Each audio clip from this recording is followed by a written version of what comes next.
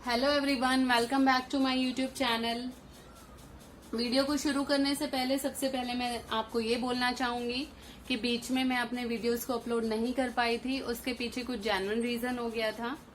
अभी मेरी यही कोशिश रहेगी कि मैं आपको टाइमली आपके सब्जेक्ट से रिलेटेड वीडियोस प्रोवाइड करा सकूं। उसके बाद दूसरी बात जो बहुत ज्यादा इम्पोर्टेंट है वो ये है कि जो मेरे चैनल पे नए व्यूअर्स हैं वो प्लीज मेरे चैनल को सब्सक्राइब कर लें और जो बेल आइकन है उसको दबा दें, ताकि जब भी मैं कोई नई वीडियो अपलोड करूं उसका नोटिफिकेशन आपके पास पहुंच जाए और आप अपने टॉपिक को वहां से पढ़ सकें। तो आइए आज का टॉपिक शुरू करते हैं। आज का जो टॉपिक रहेगा हमारा वो रहेगा कोरल रीफ्स, या हिंदी में इसको बोला जाता है प्रवाल भित्ति।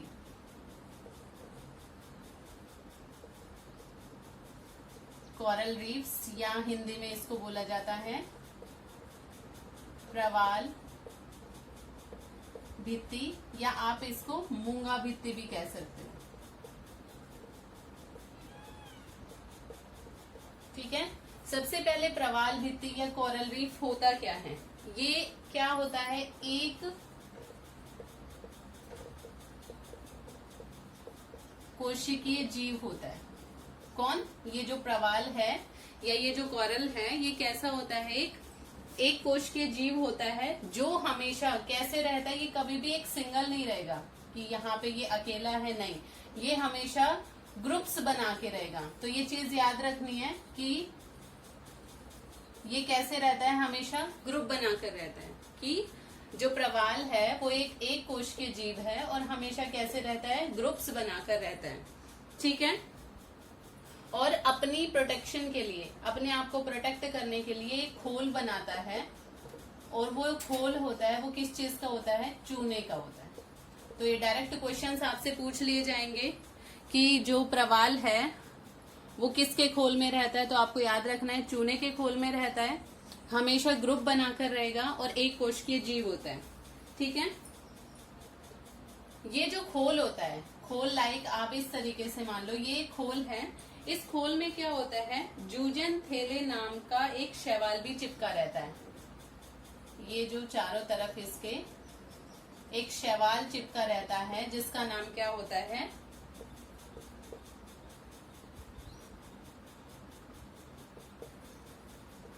जूजन थैले।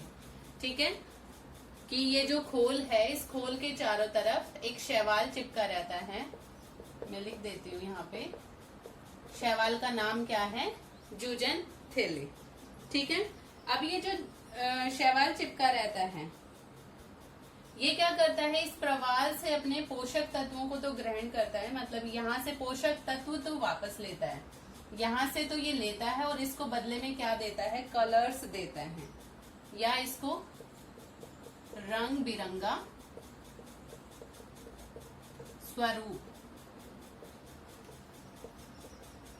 प्रदान करता है। ठीक है, तो ये चीज आपको किसके बारे में याद रखनी है, कोरल रीफ के बारे में याद रखनी है। ये इसका मोटा मोटी एक इंट्रोडक्शन है। ठीक है, उसके बाद इसकी उत्पत्ति के लिए आवश्यक दशाएं क्या क्या होती हैं, तो उसी को आगे कंटिन्यू कर लेते हैं कि जब ये कोरल आपका बड़ा होता है तब इसको किन किन चीजों की नीड पड़ती है। तो आवश्यक दशाएं,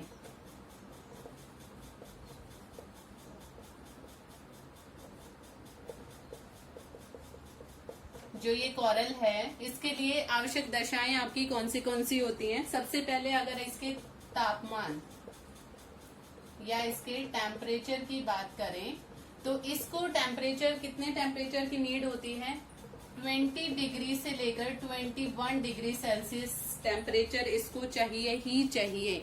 इससे कम टेम्परेचर में ये ग्रो नहीं करेगा। उसके बाद आपकी आती है गहराई, इसको गहराई की कितनी नीड होती है, तो इसको 65 से लेकर 80 मीटर या उससे ज्यादा की गहराई की नीड होती है। अगर इससे ज्यादा में जाते हैं तो भी ये ग्रो नहीं कर पाएगा, इससे कम में जाते हैं तो भी ये ग्रो नहीं कर पाएगा।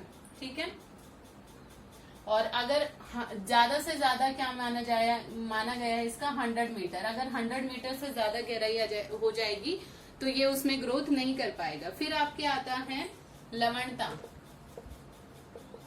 सैलिनिटी, सैलिनिटी जो इसको चाहिए 27 से लेकर 30 तक इसको सैलिनिटी की नीड होती है। उसके बाद इसको प्लैंकटन बहुत ज्यादा पर्याप्त मात्रा में चाहिए, और नीचे इसको आधार तल के लिए क्या चाहिए, एक चबूतरा चाहिए। मतलब इसको एक बेस की नीड होती है हमेशा, बिना बेस के ये ग्रो नहीं कर पाएगा। ठीक है, अवसाद मुक्त जल होना चाहिए, और इनको प्रॉपर तरीके से सनलाइट मिलनी चाहिए। अगर प्रॉपर सनलाइट नहीं मिल रही है तो आपका प्रवाल जो है ग्रो नहीं करेगा। इसके लिए आवश्यक दशाएं मैं दोबारा से बता दे रही हूँ। टेम्परेचर आपका 20 से 21 डिग्री सेल्सियस तक की नीड होती है। गहराई की बात की जाए तो 65 से लेकर 80 मीटर तक इसको गहराई की जरूरत होती है, लेकिन 100 मीटर से ज्यादा नहीं होनी चाहिए। मतलब 80 मीटर से आगे भी हम थोड़ा गहराई में जा सकते हैं, लेकिन उससे ज्यादा अगर गहराई में जाएंगे तो प्रवाल वहां पे ग्रोथ नहीं कर पाएगा। उसके बाद लवणता की बात की जाए तो लवणता 27 से लेकर 30 तक इसको जरूरत रहती है, और उसके बाद इसको प्रॉपर तरीके से सनलाइट मिलना ही चाहिए। ये कंडीशंस होती हैं। उसके बाद अगर इस टाइप की कंडीशंस देखी जाए, जो जो ये कंडीशन हमने लगा दी, इस टाइप की जो कंडीशंस देखी जाए, ये कंडीशन सिर्फ और सिर्फ आपके उष्ण कटिबंधीय इलाकों में ही पाई जाती हैं। तो इसी वजह से जो आपके प्रवाल पाए जाते हैं वो कौन से एरियाज में पाए जाएंगे, उष्ण कटिबंधीय एरियाज में ही पाए जाएंगे। ठीक है, उसके बाद फिर क्या होता है, देखिए ये मैंने आपको पहले ही बताया, एक क्या रहता है, कप की तरह चिपका रहता है। तो कैसे काम करता है ये, जैसे ये मान लो एक कप हो गया,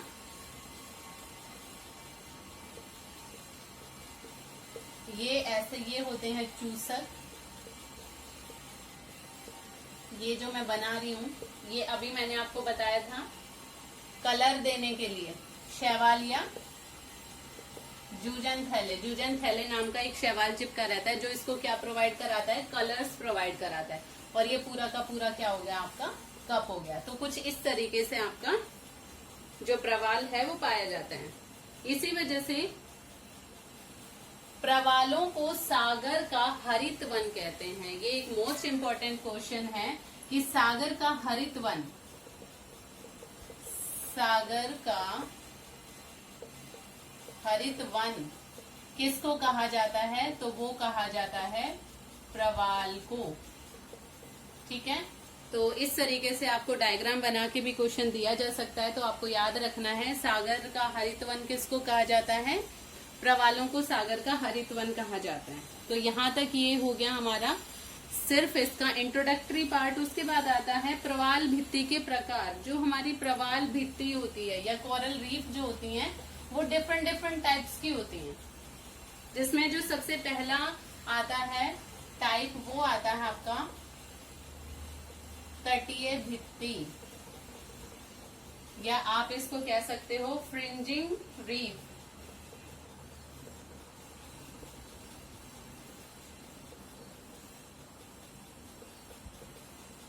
फ्रिंजिंग रीफ,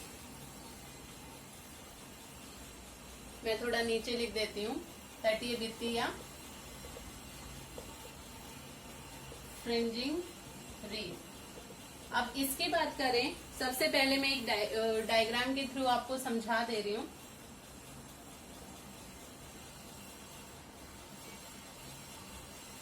फ्रिंजिंग रीफ या तटीय भित्ति में क्या होता है, देखो ये तट हो गए दोनों तरफ, यहाँ तक आपको आ गया होगा समझ में।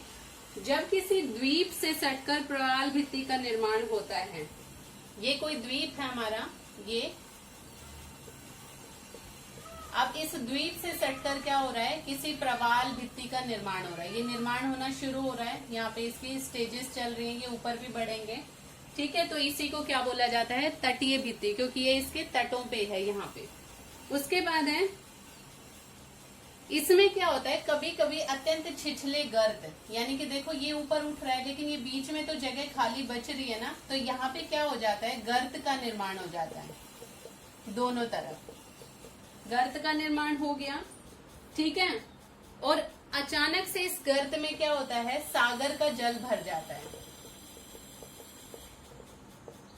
ठीक है, अब जब इसके अंदर सागर का जल भर जाता है तो इसको क्या नाम दे दिया जाता है? Boat channel. अब देखो गर्त है, पानी भरा है, पानी भरने के बाद इसको क्या बोल दिया जाता है?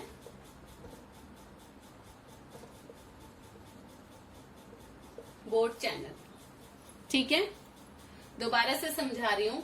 ये कोई द्वीप है, तटीय भित्ति किसे कहा जाता है? जब कोई द्वीप होता है, उस द्वीप के सहारे सहारे कोई प्रवाल ग्रोथ करने लग जाए और उसके साइड में गर्तों का निर्माण हो जाए, क्योंकि इस तरीके से देखो ये कंडीशन ऐसी थी, ये ऐसे बना तो ऐसे ग्रोथ कर रहा है, तो यहाँ पे ये जो जगह खाली हुई इसमें गर्त बन गया। अब गर्त बनने के बाद अब जब ऊपर उठेगा, क्योंकि ये सारे के सारी कंडीशन कहाँ होती हैं? सागर में होती हैं। अब जब ये ऊपर उठेंगे तो यहाँ पे ये जगह तो खाली रही, अब इस खाली जगह में क्या होता है? पानी भर जाता है। ठीक है, अब पानी भरने से इसका जो नाम रख दिया जाता है वो रख दिया जाता है बोट चैनल। तो आपसे क्वेश्चन डायरेक्ट यही पूछा जा सकता है कि जो बोट चैनल है वो कहाँ पे बनता है? तो आपको याद रखना है जो बोट चैनल है वो कौन से भित्ति में बनता है? तटीय भित्ति में। ठीक है, आगे स्टिल इसी को कंटिन्यू रखेंगे। यहाँ तक आपको याद रखना है, ये इमेज भूलनी नहीं है। नेक्स्ट जो आपकी बनेगी वो बनेगी अवरोधक भित्ति। अवरोधक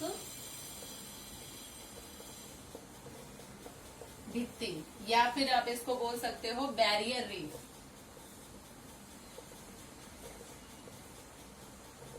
बैरियर रीफ बात करें, अभी हमने क्या बनाई थी? इस तरीके से एक द्वीप बनाया, द्वीप पे हमने क्या किया था? इस तरीके से तटीय भित्ति बनाई। अब क्या होता है? बैरियर बनाना है आपको, बैरियर आना है रीफ के अंदर। अब क्या होता है? कंडीशन इन्होंने दो बताई, जैसे ये कोई सागर है, सागर के अंदर ये कंडीशंस होती हैं, क्योंकि मैंने बताया जो कोरल रीफ होती है वो कहाँ पे बनते हैं? पानी के अंदर बनते हैं। तो इन्होंने दो कंडीशन बनाई, या तो किसी द्वीप का अवतलन हो गया हो, मतलब ये जो कोई द्वीप था ये क्या हो गया होगा? नीचे धंस गया होगा, या फिर ग्रोथ करते हुए ये जो हमारी तटीय भित्ति थी क्या हो गई होगी? ऊपर उठ गई होगी। दो ही कंडीशन बनी, या तो ये नीचे धंसा या ये ऊपर गई। ठीक है, ये नीचे धंसा या ऊपर गई, तो ऐसे सिचुएशन में क्या हो गया? अब देखो यहाँ से कोई बोट चालू हुई, इस तरह यहाँ इधर जा रही है, तो क्या किया इसने? अवरोध उत्पन्न किया, उसके बीच में बैरियर बन गई। तो बैरियर बनने की वजह से ही इसका नाम क्या रख दिया गया? अवरोधक भित्ति। दोबारा समझा रही हूँ, अवरोधक भित्ति किसको इन्होंने बोला? कोई द्वीप है, या तो उसका अवतलन हो गया होगा, मतलब या तो नीचे धंसा, या फिर जो हमारी कोरल रीफ है या तटीय भित्ति है वो ऊपर की तरफ उठी।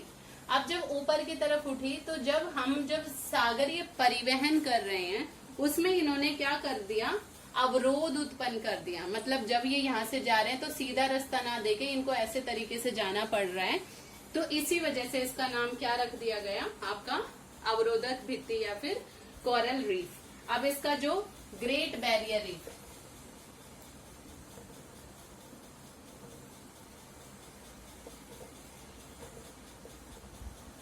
ये आपने नाम भी सुना होगा ग्रेट बैरियर रीफ, ये है ऑस्ट्रेलिया में है। ठीक है, ऑस्ट्रेलिया में है।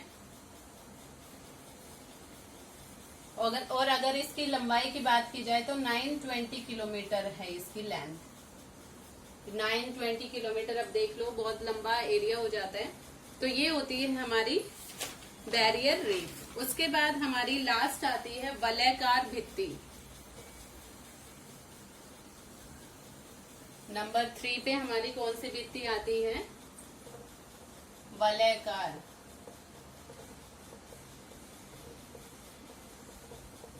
भित्ति, या फिर आप इसको कह सकते हो अटॉल।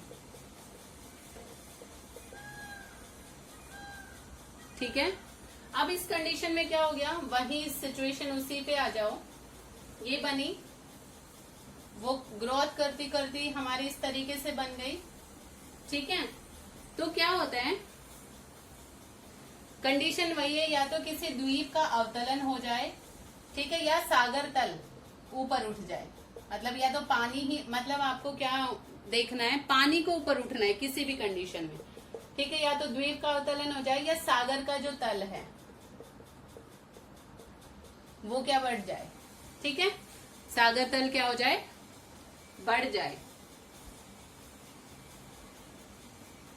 तो इसमें क्या हो जाता है, ये जो द्वीप है लगभग क्या हो जाएगा, पूरे तरीके से पानी के अंदर डूब जाएगा। जैसे मैंने ये बनाया भी है पानी, इसके अंदर ये क्या हो गया, पूरा का पूरा डूब गया। अब डूबने के बाद जो किनारों के ऊपर हमारे स्थित थी अवरोधक भित्ति और तटीय भित्ति, ये तटीय भित्ति, ये अवरोधक भित्ति, ठीक है, ये क्या होते हैं, इनके अंदर जो प्रवाल है वो ऊपर की तरफ वृद्धि करना शुरू कर देते हैं और इस तरीके से एक वलय का रूप ले लेते हैं। मतलब ये कुछ इस तरीके से आप देखेंगे तो ये कुछ इस तरीके से दिखेंगे, ठीक है, और ये पानी हो गया ऊपर, ठीक है। तो और जब आप इसको देखेंगे दूर से तो आपको ये इस तरीके से गोलाई में घूमे हुए दिखेंगे। मतलब आपको पता ही नहीं चलेगा कि आप किसी भित्ति को देख रहे हो। मतलब दूर से आप देखेंगे तो आपको एक ऐसे वलयाकार रूप में दिखाई देंगे और कुछ टाइम के बाद क्या होता है, इनके ऊपर वनस्पतियां बन जाती हैं। मतलब पेड़ पौधे ये वो सब कुछ इस पे उगने लगता है, तो बिल्कुल ये हार्ड लेयर में आ जाता है और धीरे धीरे धीरे धीरे यहाँ पे ये जो लेगून है ये भी क्या होती है, पूरी की पूरी भर जाती है। तो मतलब ये पूरी की पूरी क्या किस कंडीशन में आ जाएगी, हार्ड रॉक की तरह बन जाएगी, जिससे इस प्रवाल भित्ति का निर्माण होता है। कौन सी का, वलयाकार भित्ति का। जैसे कि आपके इसके एग्जाम्पल्स हैं, आपका लक्षद्वीप, लक्षद्वीप का नाम सबने सुनी रखा होगा, मालदीव का नाम आपने सुनी रखा होगा। तो ये सारे के सारे किसके एग्जाम्पल हैं, वलयाकार भित्ति के। दोबारा बता रही हूँ, दोनों तटीय भित्ति और अवरोधक भित्ति ग्रोथ करते करते एकदम ऐसे शेप में घूम जाते हैं, बिल्कुल गोल, और कुछ टाइम के बाद उसके ऊपर वनस्पति आ जाती है और जो बीच में लेगून सी होती है वो भी पूरी की पूरी भर जाती है। अब भरने के बाद क्या हो गया, ये पूरा स्ट्रेट हो गया। यहाँ पे आपको पता ही नहीं चल रहा होगा कि वहां पर कोई प्रवाल भी थे, ठीक है। ऊपर से आपको देखेंगे, आप देखेंगे तो लगेगा बिल्कुल एकदम ऐसे हार्ड रॉक की तरह। तो ये जो इस तरीके से जो सिचुएशन बनती है उसको बोला जाता है वलयाकार भित्ति, या इसको अटोल भी बोलते हैं। और इस तरीके से बने हुए हमारे इंडिया में सबसे अच्छे एग्जाम्पल्स हैं लक्षद्वीप एंड मालदीव। तो आज की क्लास का हमारा यही टॉपिक रहेगा। कौन सा था, हमने प्रवाल भित्ति के प्रकार पढ़े और उसके लिए जो आवश्यक दशाएं हैं वो पढ़ी, और प्रवाल भित्ति होती क्या है या कोरल रीफ होता क्या, हमने उसके बारे में स्टडी किया।